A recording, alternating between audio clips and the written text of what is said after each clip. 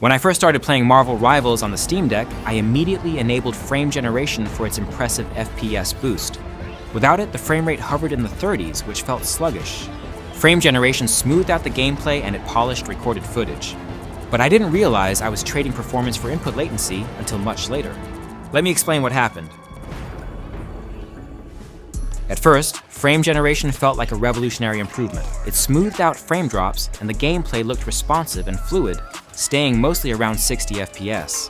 I was focused on the visuals and getting smoother looking recordings. However, something always felt slightly off. I spent hours tweaking controller sensitivity, thinking my aim was just garbage. It never occurred to me that input lag was the real issue. It wasn't until viewers started commenting that I began to question my setup. Some asked why I would use frame generation in a competitive online shooter, suggesting I turn it off and settle for a lower frame rate. At first, I was resistant. Why would I give up the smoothness? But I'm constantly trying to improve the game's performance, so I'm always trying different settings. When I switched off frame generation, I initially didn't notice much of a difference. Why couldn't I notice the difference? Well, I was mainly playing heroes that didn't require precise aim. I call them the 4 horsemen of bad aiming: Scarlet Witch, Cloak and Dagger, Moon Knight, and Squirrel Girl. These characters rely on aim-forgiving abilities or area of effect attacks, so input lag didn't seem to matter much. Everything shifted when I tried it out with Luna Snow, though. Without frame generation, her gameplay felt noticeably snappier. My shots were more accurate and I wasn't overcompensating my aim. It was a cruel realization, but it was a night and day difference. I also noticed improvements with melee heroes like Venom and Captain America, where quick reactions are critical. After some research, I learned what many of you already knew.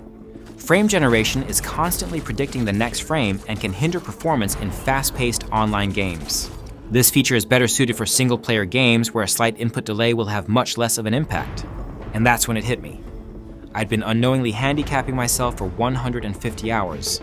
Turning off frame generation does come at a cost, though.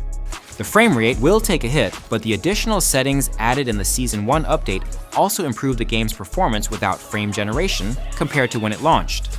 It's also worth noting that having frame generation on locks the game to use borderless windowed mode. The option to switch display mode only becomes available once frame generation is turned off. Switching to 16:9 and 720p was another suggestion from a viewer's comment, but after testing, I found it isn't worth it due to the need to be in full screen mode to switch this.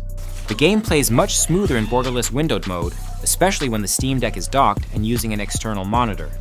Borderless windowed mode reduces stutter and improves overall performance since the system doesn't have to reinitialize the display between the game and the OS. In contrast, full screen mode makes frame drops much more noticeable, even at the lower resolution of 720p. As for the resolution scaling mode, I keep switching back and forth between AMD FSR and Intel X ESS, but I think I finally settled on Intel X ESS set to performance.